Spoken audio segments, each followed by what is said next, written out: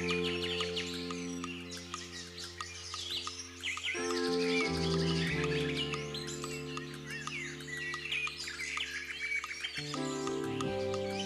la lisière d'un bois, glacé de silence hivernal, hanté par le rouge-gorge solitaire, de menus cris de souris fins et pressés un peu vibrants se rapprochent. La caravane des mésanges à longue queue chemine dans les rameaux. Affairées à les visiter dans tous leurs angles et recoins, se rappelant sans cesse pour rester ensemble, elles ne peuvent tenir en place. Minuscules fléchettes de plumes, elles gagnent d'un vol hésitant et léger le bosquet ou la haie la plus proche sur l'itinéraire de la tournée. Reconnaître cet oiseau n'offre aucune difficulté. La très longue queue, les petites ailes rondes, l'exiguïté de cette boule de plumes soyeuse composent une silhouette unique. Il n'est même pas besoin de distinguer le blanc, le brun noir et le rose de son plumage pour le déterminer.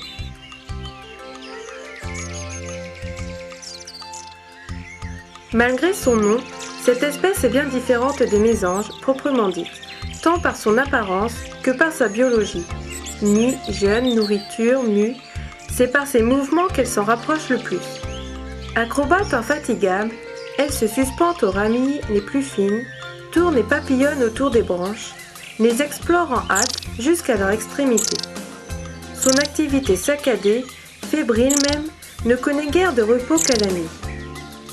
La mésange à longue queue descend souvent très bas dans les buissons et broussailles, mais sautille rarement à terre, car elle est très arboricole.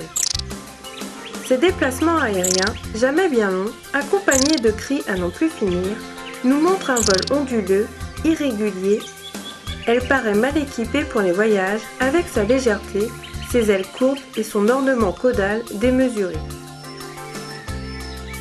C'est en automne et en hiver que l'on remarque les mésanges à longue queue. Par compagnie de 6 à 15 individus, ou même jusqu'à 30 à 50, elles vagabondent aux lisières des bois, le long des haies, dans les parcs et suivent les arbres jusqu'à l'intérieur des villes. On a souvent l'impression que ces mésanges couvrent de plus grandes distances. Mais les observations montrent que ces compagnies, de composition assez stable, ne sortent guère d'un domaine de 20 à 25 hectares et le défendent même contre l'irruption d'autres troupes. À la tombée de la nuit, les seins se contractent. Dans le fourré, sur une branchette, les petits corps se pressent l'un contre l'autre pour se réchauffer, se recouvrent même en partie de leurs ailes, et ce n'est plus qu'une boule compacte où les queues semblent piquer comme des épingles dans une pelote. Rencontrer l'une d'elles solitaire est anormal. Toujours elle cherchera anxieusement à regagner une camarade, un groupe, pour échapper à la solitude. L'activité et la sociabilité de ces oiselets, leur caractère doux et paisible, attirent souvent d'autres espèces aimant leur compagnie. Ainsi s'agrègent les rondes. La nourriture consiste en insectes de petite taille, pucerons, chenilles, coléoptères, lépidoptères, de leurs œufs et de leurs larves. Les araignées sont aussi capturées. Pour les substances végétales, on a signalé peu de choses, quelques graines et des fragments de bourgeons. Les bandes, souvent diminuées de moitié par l'hiver, se désagrègent assez tôt en février ou en mars, et les couples se cantonnent dans les bosquets, les lisières, les haies, les vergers, les parcs. Partout où les arbres et les buissons sont assez nombreux, tout en laissant pénétrer la lumière. Dans les grands massifs boisés et en montagne, l'espèce se raréfie passablement au-dessus de 1000 mètres. Les territoires des couples nicheurs semblent se superposer en partie et se situer dans le domaine parcouru à la mauvaise saison par le groupe dont ils sont issus.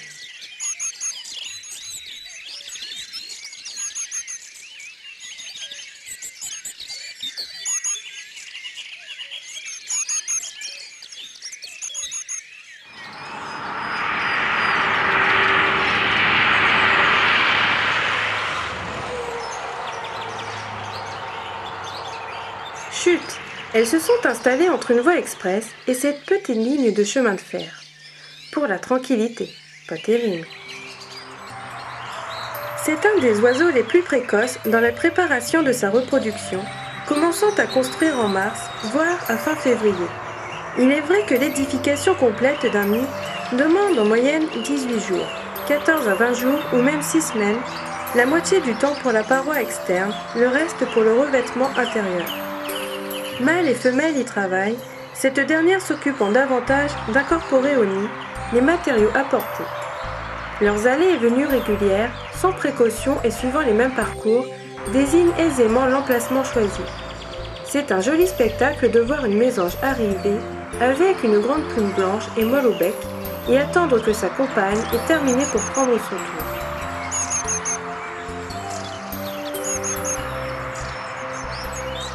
Jean-Noël Minier et moi-même, nous allons surveiller de loin ces nichés. Surtout, il ne faut pas les déranger. L'ouvrage remarquable mérite d'être examiné de près. Nous le trouvons en des lieux variés. Souvent, il occupe l'enfourchure étroite d'un tronc ou d'une grosse branche, ou bien s'appuie au tronc, soutenu par des rameaux ou encadré par lanières. L'essence importe peu. On le rencontre dans les conifères comme dans les feuillus. D'autres fois, il est dans un buisson épineux et touffu, dans une ronce, volontiers dans des fourrés de jeunes résineux à hauteur d'homme. Il doit être soutenu par-dessous ou par le flanc. La hauteur au-dessus du sol varie d'habitude entre 2 et 6 mètres. Parfois aussi bas que 40 cm ou très haut entre 15 et 20 mètres. Ce petit chef-d'œuvre se présente comme un œuf allongé et vertical, percé d'une ouverture latérale et circulaire dans sa partie supérieure. Ses dimensions paraissent disproportionnées à la taille des oiseaux. Hauteur totale 10 à 18 cm, largeur 9 à 10 cm, profondeur interne 8 à 11 cm.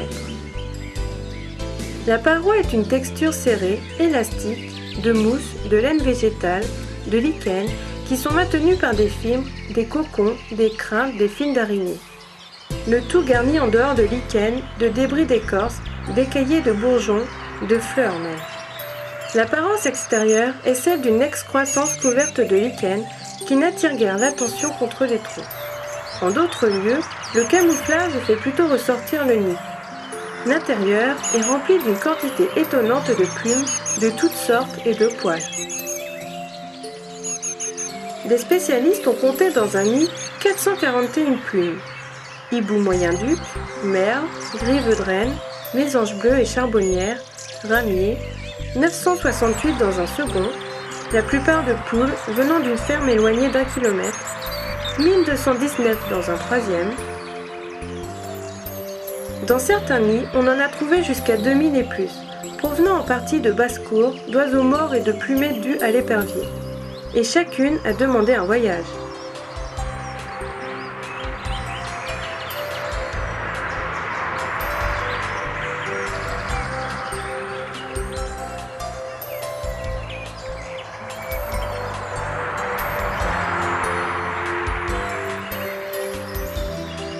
Au dernier jour de mars et dans les premiers d'avril, certains couples précoces ont déjà des œufs. La ponte en comprend 7 à 12, enfouis dans les plumes, et l'incubation commence avant qu'elle soit complète. La femelle prendrait à sa charge la plus grande part, sinon la totalité de la couvaison. En tout cas, le mâle passe la nuit en sa compagnie. La couveuse se distingue à la déformation que subissent les plumes de sa queue, fortement courbée et déjetée. Après 12 à 14 jours, les œufs éclosent et l'activité de nourrissage commence. Les deux parents y participent et il n'est pas rare de voir se joindre à eux d'autres adultes ou même un ou plusieurs jeunes issus de la première couvée.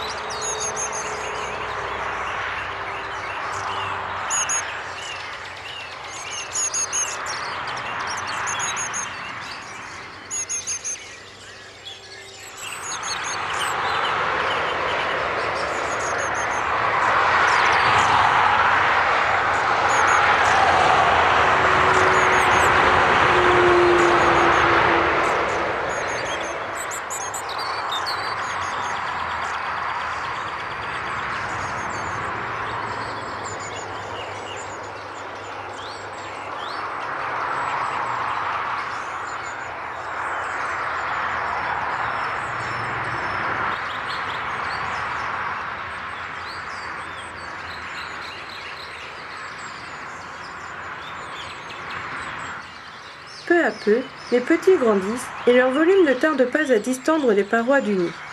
Les petites queues passent même à travers.